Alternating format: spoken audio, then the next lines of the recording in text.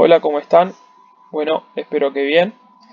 Bueno, en esta presentación lo que vamos a tratar es la carga de entrenamiento, ¿sí? Como concepto de estímulo que nosotros aplicamos en el entrenamiento y no como concepto de utilización de peso en un ejercicio como puede ser, como vemos aquí, por ejemplo, en la sentadilla, ¿sí?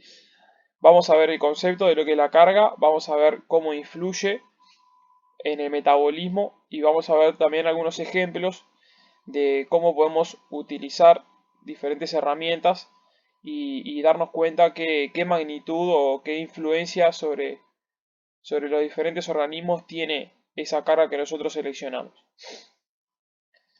Bueno, lo primero a entender es que la carga, ¿sí? Es todo aquello que nosotros vamos a seleccionar, ¿sí? Todos aquellos medios, que los medios de entrenamiento se conocen como todas las herramientas que nosotros vamos a utilizar, tales como eh, materiales, planificaciones, ¿sí? Y todos los métodos de entrenamiento que son la parte metodológica, el cómo nosotros vamos a utilizar los medios de entrenamiento aplicados en el ejercicio, ¿sí?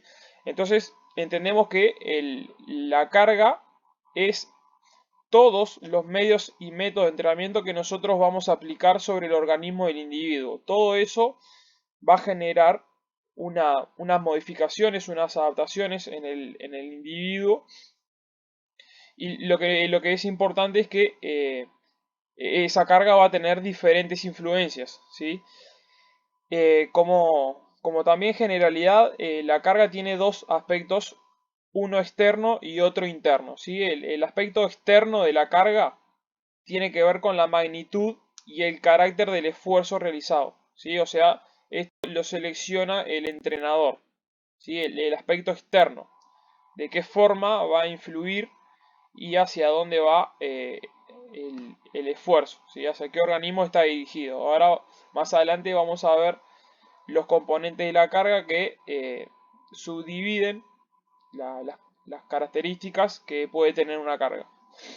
Y el aspecto interno es la magnitud y el carácter de los cambios funcionales, ¿sí? O sea que es todo lo que es provocado por ese aspecto externo que se seleccionó a través de la planificación, ¿sí? Bueno, esto es lo que les comentaba recién. La carga nosotros podemos dividirla o conceptualizarla en seis componentes diferentes, ¿sí? El volumen de la carga, hay autores que consideran que el volumen y la intensidad son los componentes de la carga más relevantes, más importantes y son los que más se utilizan. Ahora vamos a ver por qué. El volumen de la carga, ¿sí? Se determina por la cantidad de trabajo que se va a realizar, por ejemplo, en una sesión de entrenamiento, ¿sí? Se determina mediante las distancias a que se van a recorrer, por ejemplo, para un deportista, un maratonista, ¿sí? En la carga, por ejemplo, de un miércoles en la mañana puede ser correr 20 kilómetros. Ese sería el volumen de la carga de ese día, ¿sí? También el peso global de las resistencias externas. Bueno, por ejemplo, para un físico-culturista, ¿sí? Para cuantificar qué impacto tuvo la carga en el organismo, se calcula la cantidad de peso que se mueve ese día. Por ejemplo, si hizo con 100 kilos 4 repeticiones en sentadilla, ahí está haciendo una serie con 400 kilos, ¿sí? Porque cada repetición movió 100 kilos, entonces se multiplica. Esa es la forma de calcular el volumen. Y eso se contaría para todas las repeticiones y todos los ejercicios del día. Otra de las cosas que se pueden tener en cuenta es el número de repeticiones y el tiempo de entrenamiento durante una sesión, ¿sí? El tiempo, por ejemplo, una sesión de 90 minutos, una sesión de 120 minutos. Luego tenemos la duración de la carga, ¿sí? Que se establece mediante el tiempo en el que actúa la carga. Si bien en el volumen podemos también ver el tiempo de entrenamiento durante la sesión, la duración de la carga es el tiempo en que el deportista está trabajando y esto se puede ver en segundos, minutos y horas, ¿sí? Pero en este caso, todo el tiempo de pausa y todo el tiempo que el individuo no está trabajando, no está ejerciendo la carga, no se contabiliza. Luego tenemos la intensidad de la carga, ¿sí? Que se determina a través de el grado de fatiga, o sea, la influencia que tuvo esa carga. Esto se puede calcular subjetivamente, ¿sí? Preguntándole al deportista qué tanto incidió esa carga sobre su organismo, como ya hemos visto, por ejemplo, con una escala de Borg de 0 a 5, de 0 a 10 o de 0 a 20, existen diferentes escalas de Borg, y preguntarle al deportista qué tan intenso fue el entrenamiento, ¿sí? Y después hay otras formas un poco más objetivas, ¿sí? Que es como medir el nivel de lactato en sangre o otros mecanismos que hoy en día se están desarrollando y que también pueden ser interesantes, pero obviamente que son muy costosos. Bien, la densidad de la carga está determinada por la sucesión temporal de cargas concretas y la recuperación, ¿sí? Esto quiere decir que la densidad nos va a suponer cuál es el cociente entre trabajo y descanso, ¿sí? Y esto se representa con un numerito, como está acá, 1, 2.2 o 1, 2.3. Estos son ejemplos, ¿sí? El 1 en este caso quiere decir el tiempo de trabajo y su relación con la pausa. Por ejemplo, para este caso, acá el individuo podría haber trabajado 20 segundos y haber descansado el doble, 40. ¿Sí? La densidad de la carga se manifiesta de esta forma, se, se presenta de esta forma. Tiempo trabajado sobre tiempo de pausa. Puede ser, por ejemplo, cuando se realiza un ejercicio aeróbico como un Tabata, se puede realizar 15 segundos de trabajo por 15 de pausa o 20 segundos de trabajo por 40 de pausa. Eso a elección del entrenador podría, y esto en la planificación perfectamente puede representarse en alguna parte. El carácter de la carga, ¿sí? Expresa el grado de semejanza de los estímulos con la especificidad de la actividad que el deportista realice. Por ejemplo, el deportista juega al tenis, ¿sí? Si nosotros entrenamos la fuerza con ejercicios de peso, el carácter de la carga de ese entrenamiento con ejercicios con peso va a ser alejado o bastante diferente a lo que el deportista realiza en su deporte, ¿sí? El carácter de la carga lo que representa es el grado de igualdad que tiene la carga que nosotros utilizamos, o sea, el tipo de movimientos que en el entrenamiento nosotros vamos a hacer, con el tipo de movimiento que el deportista realiza en su deporte. Esto se puede generar una escala, ¿sí? Qué tan semejante del 1 al 10 o del 1 al 5 es el movimiento que se hace en el entrenamiento y el que se le hace en el deporte, ¿sí? Obviamente que cuando nosotros entrenamos toda la condición física, es muy difícil replicar los movimientos que en el deporte se realizan. Pero sí es importante que los movimientos que nosotros entrenemos en el gimnasio no estén tan alejados, dependiendo obviamente de la planificación y de la etapa del campeonato y de otros factores, que no todo el tiempo estén alejados de lo que es el movimiento del deporte en sí. Bien, y por último, la orientación de la carga, ¿sí? determina hacia qué organismo está planificada influir la carga. ¿Sí? Vamos de vuelta. Determina hacia qué sistema del organismo está orientada para influir. ¿Sí? Por ejemplo, si yo quiero desarrollar la fuerza o la flexibilidad, esa carga va a estar influenciando al sistema motor, ¿sí? Al tejido muscular, a ese sistema. También, por ejemplo, si yo quisiera realizar un entrenamiento cognitivo-motor, ¿sí? El sistema que se estaría influenciando sería el sistema psíquico o psicológico y también el sistema motor. ¿Sí? Es hacia qué sistema está orientada la carga.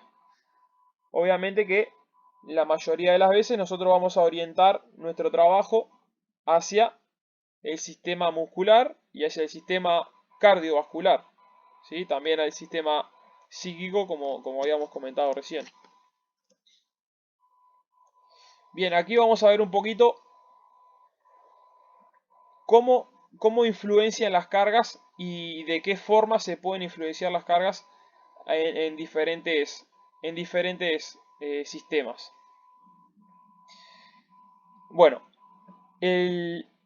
la carga con influencia prevalentemente anaeróbica a láctica, vamos a repasar un poquito estos conceptos. Nosotros tenemos 4 formas de influenciar con una carga, ¿sí?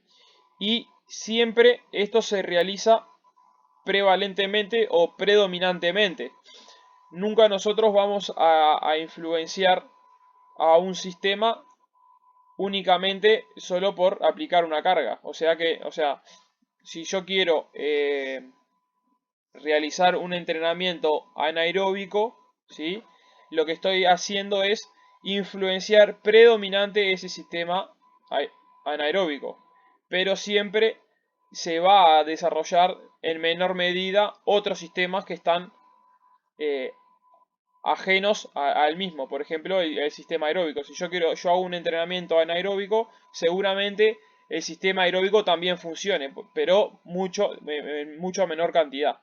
Por eso se dice que el entrenamiento de estas cargas son predominantes, ¿sí? Bien, la carga con influencia prevalentemente anaeróbica a láctica, ¿sí? Está dirigida cuando nosotros queremos mejorar la fuerza, ¿sí?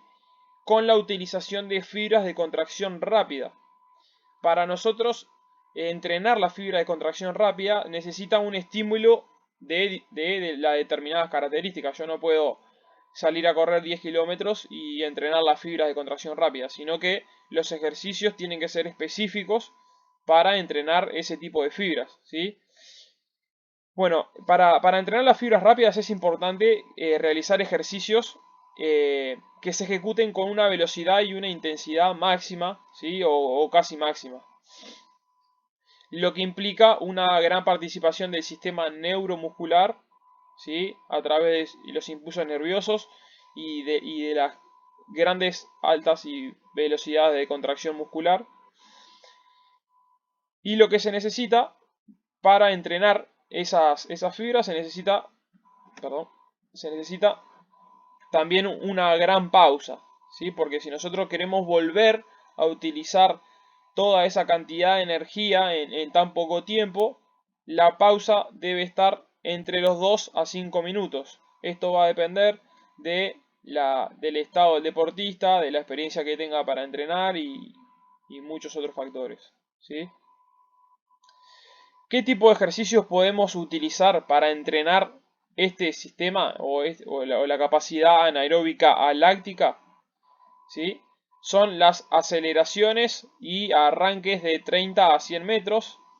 ¿Por qué? Porque está calculado que una persona normal, digamos no un atleta, 100 metros se recorren aproximadamente en 12, 13, 14 segundos, ¿sí? Se dice que este sistema anaeróbico aláctico se puede entrenar desde los 0 a 15 segundos, ¿sí? Entonces, Todo lo que sea más allá de los 100 metros, 150, 200 metros, ya pasaría a ser entrenado por otro sistema.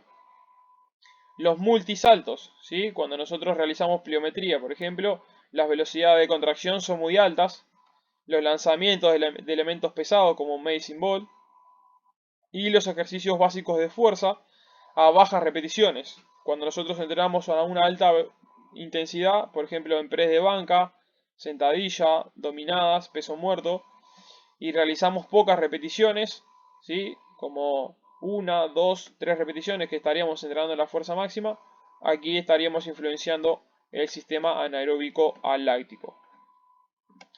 Luego tenemos la carga con influencia prevalentemente anaeróbica glucolítica, ¿sí? Todo lo que sobrepase al anaeróbico aláctico en tiempos de ejecución, como veíamos recién, se pasaría al anaeróbico glucolítico, ¿sí? ¿Cuál es la diferencia entre el sistema anaeróbico glucolítico y anaeróbico aláctico? Es que el anaeróbico aláctico, por respuesta de la fatiga generada, no genera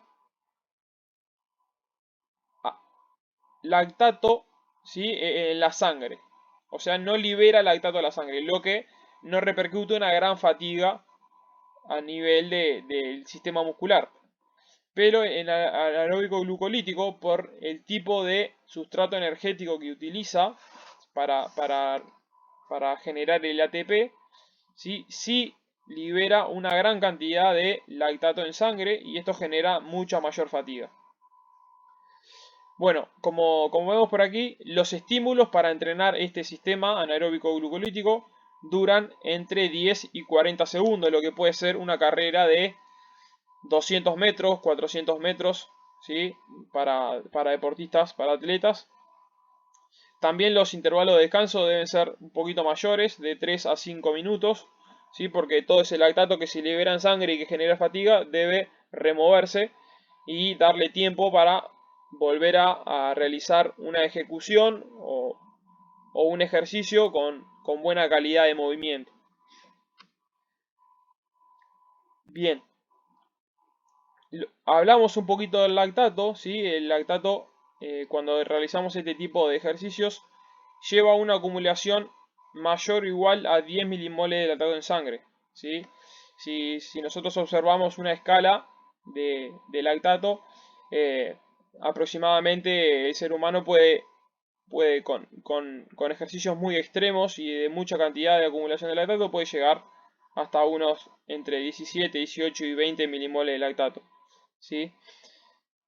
Bien, ¿quiénes son, por ejemplo, los deportistas que eh, generan los mayores niveles de fatiga? Bueno, por ejemplo, las carreras de 800 metros, ¿sí? 400, 800 metros, 1200 metros, son carreras que son muy desgastantes y muy fatigantes. Bien, esta influencia metabólica existe una mayor predisposición para la destrucción de estructuras musculares, ¿sí? Nosotros al estar realizando ejercicio en un nivel de fatiga muy alto, ¿sí? Lo que se van a hacer, se van a ir destruyendo estructuras musculares para poder utilizarlas como forma de energía, ¿sí? Todo lo que son las miofibrillas y las mitocondrias del, del, de la fibra muscular, que pueden determinar una permanente recuperación incompleta y el desarrollo de procesos de distrofia. Los procesos de distrofia son aquellos procesos de pérdida de masa muscular.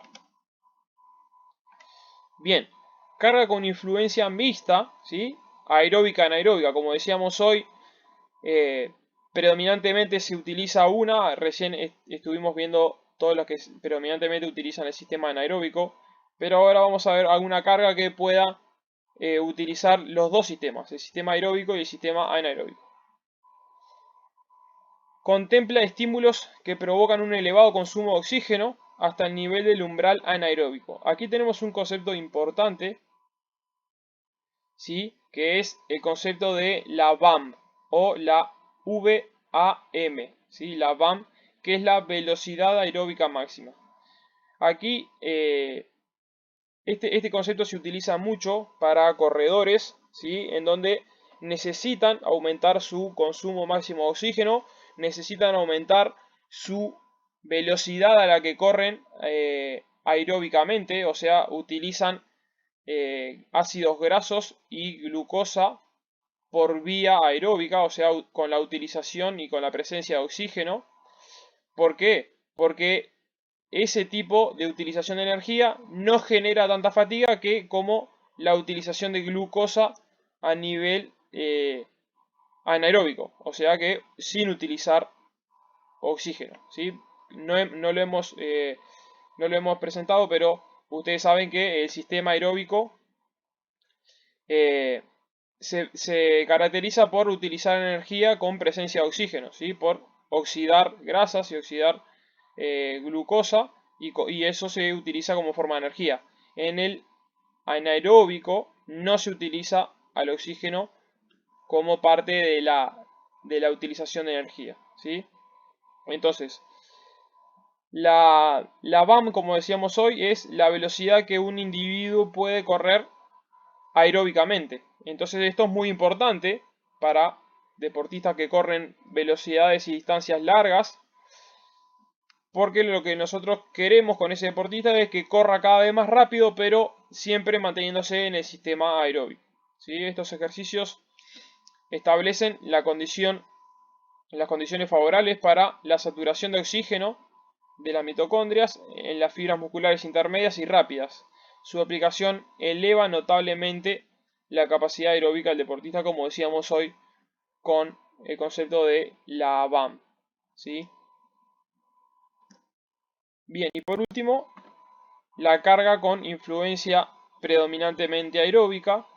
¿Sí? Son todos aquellos ejercicios que se hacen a una intensidad muy baja o pueden se puede sostener en el tiempo durante mucho tiempo, o sea que no hay fatiga excesiva, como puede ser salir a trotar, salir a caminar, ¿sí? Distancias largas. Y son todas aquellas cargas que no provocan un aumento del consumo de oxígeno mayor de 50 a 70%, ¿sí? Este tipo de ejercicios son muy utilizables para los medios de recuperación, ¿sí? Que se realizan después de estímulos muy fuertes, como puede ser un entrenamiento orientado al sistema anaeróbico láctico, ¿sí? Al día siguiente se puede realizar un entrenamiento con una influencia predominantemente aeróbica para acelerar los procesos de recuperación. Bien, ahora vamos a ver un poquito lo que son las áreas funcionales. ¿Sí? Las áreas funcionales representan una forma metodológica, ¿sí? Para el entrenamiento a diferentes intensidades de resistencia. Las áreas funcionales fueron realizadas para que el entrenador tenga una herramienta, ¿sí? O tenga diferentes formas de entrenar los sistemas anaeróbicos y aeróbicos, ¿sí? Y pueda planificarse de una forma correcta para que esos estímulos de la carga que se seleccionan puedan puedan ser, puedan ser bien destacables y que el estímulo sea correcto, ¿sí? Lo que se plantea acá son trabajos en distintos niveles de estado de lactato, ¿sí?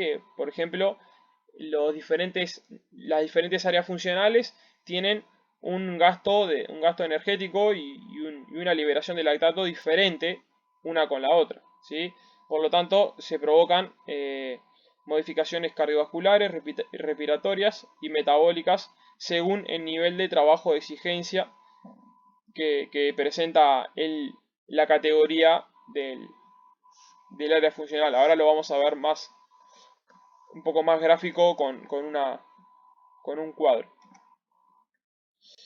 Bien, para situarnos un poquito, la, las áreas funcionales surgen como una forma de cuantificar, o sea, de tener una referencia de cómo impacta el entrenamiento sobre el deportista. ¿Sí? Si nosotros no tuviéramos las áreas funcionales, sería todo muy subjetivo en cuanto a cómo influye la carga que nosotros estamos utilizando sobre el deportista, ¿sí? Se entiende a las áreas funcionales como la aplicación de determinadas cargas de trabajo cuyas influencias provocan modificaciones funcionales específicas, ¿sí? Como decíamos hoy, una influencia metabólica predominantemente aeróbica va a tener modificaciones específicas al sistema cardiovascular y al sistema aeróbico, y por ejemplo una influencia metabólica más anaeróbica láctica va a tener influencia sobre otros sistemas como el muscular y como la resistencia al lactato, ¿sí? Bien, estos conceptos derivan de trabajos realizados por un metodólogo que se llamaba Tony Nett, ¿sí? Lo que él fue el primero en diferenciar lo que son los entrenamientos aeróbicos y los anaeróbicos, ¿sí? Luego, otros alemanes, a partir de los trabajos de Tony Nett, como Holman y Kehl, ¿sí? Y colaboradores, comienzan a subdividir esas áreas que este autor había diferenciado. Empezaron a subdividir las áreas aeróbicas y se empezaron a dividir las áreas anaeróbicas, como forma de tener una mayor exactitud en la cuantificación de la carga. Bien, y aquí se presentan un poquito cómo se dividieron esas áreas, ¿sí? Dentro de los esfuerzos anaeróbicos se pueden distinguir los alácticos o alactácidos de los lácticos. Como decíamos hoy, los, los esfuerzos alácticos son aquellos esfuerzos que no producen o no liberan lactato a la sangre, lo que no genera tanta fatiga muscular, ¿sí? Los esfuerzos alácticos lo que sí generan son fatigas más neuromusculares. Y luego tenemos los esfuerzos lácticos, ¿sí? Que son aquellos que sí provocan y sí liberan lactato a la sangre. Las cargas de trabajo que se contemplan son de breve duración, ¿sí? Donde existe una predominancia de metabolismo de los fosfágenos, ¿sí? Los esfuerzos alácticos son aquellos menores. Algunos autores lo toman como 8 segundos y otros lo toman como 15 segundos, ¿sí? Pero son aquellos de menor tiempo que eso, que entre los 8 y los 15 segundos. O de la glucólisis anaeróbica con o sin producción significativa de lactato, entre 8 y 90 segundos, dependiendo de la intensidad que se realice. Luego, este autor, Holman, lo que hizo fue generar otra división en la categoría del área aeróbica, ¿sí? Lo que hizo fue clasificar las actividades aeróbicas de bajo nivel, de mediano nivel y de alto nivel, ¿sí? Lo cual después se conoció como el área subaeróbica, área superaeróbica y el área de máximo consumo de oxígeno. Y bueno, aquí en esta tablita lo que tenemos es las diferentes áreas funcionales, ¿sí? El área regenerativa, el área subaeróbica, el área superaeróbica y el consumo máximo de oxígeno, y todos los componentes que tiene esa área, ¿sí? La intensidad o el volumen, por ejemplo, el subaeróbico se, se entrena entre los 60 y los 70, el 70% del consumo máximo de oxígeno, ¿sí? Se puede recorrer entre 8 a 12 kilómetros, ¿sí? La cantidad de lactato que se libera en sangre, después las fuentes energéticas que predominan, ¿sí? Aquí, por ejemplo, se utilizan más que nada los ácidos grasos, el lactato también es una fuente de energía y el glucógeno. Y así tenemos para todas las áreas, todos los componentes, ¿sí? Y repetimos las áreas funcionales regenerativas, subaeróbicas, superaeróbicas y VO2 máximo. Y también después tenemos las áreas funcionales que son anaeróbicas, que las vamos a ver más adelante.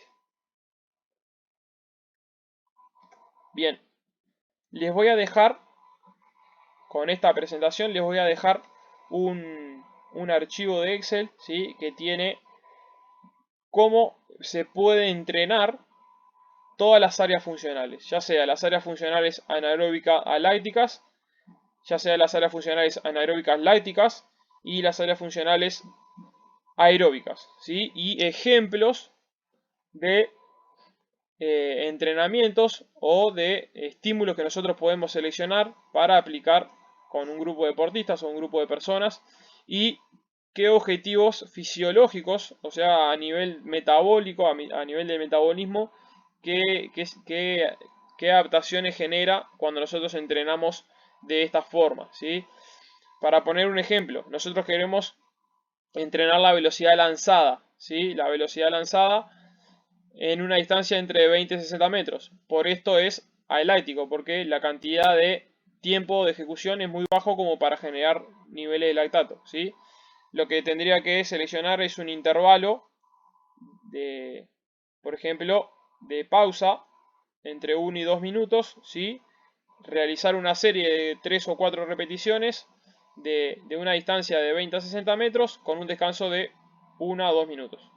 Luego de esas 3-4 series, lo que hago es una macro pausa, darle al sistema un tiempo de recuperación mucho más grande para que luego se pueda volver a realizar un esfuerzo con gran intensidad. ¿Tá? Luego tenemos las repeticiones, ¿sí? De 2 a 5, dos series de 5, por ejemplo, 2 series de 5 repeticiones o 2 series de 4, o 4 repeticiones por día, ¿sí? ¿Qué se puede hacer en la pausa? Caminar o estar parado, ¿sí? Bueno, aquí tenemos la fuente energética que se utiliza, ¿sí? La cantidad de lactato en sangre que se libera, qué volumen nosotros tendríamos que realizar entre 80 y 1200 metros con estas distancias, ¿sí? Obviamente que es muy diferente entrenar 80 metros que 1200, pero esto sería una forma de ir progresando en el entrenamiento. ¿A qué intensidad se debe realizar? ¿Sí? Ahí tenemos que hay que realizarlo al 100% para entrenar esta velocidad. Se debe entrenar a máxima velocidad. ¿Con qué frecuencia se puede entrenar este estímulo? Se puede entrenar de 1, 2 o 3 veces por semana. La densidad, ¿sí? Entre tiempo y micropausa es muy importante. Y la duración de 10 a 60 minutos. Después tenemos aquí la duración del estímulo y la recuperación entre estímulos, ¿sí? Por lo menos hay que tener, para entrenar este tipo de velocidad, se debe tener una recuperación de 24 horas. ¿Sí? Por ejemplo, aquí dice los objetivos fisiológicos específicos: aumentar la potencia del sistema anaeróbico láctico, es decir, incrementar la velocidad de ruptura y liberación de energía a partir del ATP. El ATP es la fuente de energía que se utiliza en este tipo de área funcional. ¿Sí? Y estimular la resíntesis del ATP a partir de la fosfocreatina, del PC. Bien, y por último veamos un ejemplo bastante gráfico de lo que son las predominancias en la utilización de fuentes energéticas, ¿sí? Nosotros cuando entrenamos a una intensidad de ejercicio de, por ejemplo, de 125% del VO2 máximo, se está utilizando grasa, ¿sí? El colorcito amarillo es grasa, el colorcito azul son los carbohidratos y lo rojo es el ATP y la fosfocreatina. Todos estos tres son los tres eh, digamos, macro fuentes de energía, ¿sí? Que son las tres más utilizadas como, como forma de energía para generar la contracción muscular. Cuando nosotros entrenamos a diferentes intensidades, predominantemente se usan más unas que otras. Por ejemplo, como vemos aquí, al 125% se utiliza muy poca grasa, mucho carbohidrato y algo de ATP y fosfocreatina, ¿sí? A medida que nosotros vamos aumentando el consumo máximo de oxígeno, se va utilizando más ATP que grasa, y a medida que vamos bajando se van utilizando más grasas que los otros sustratos de energía.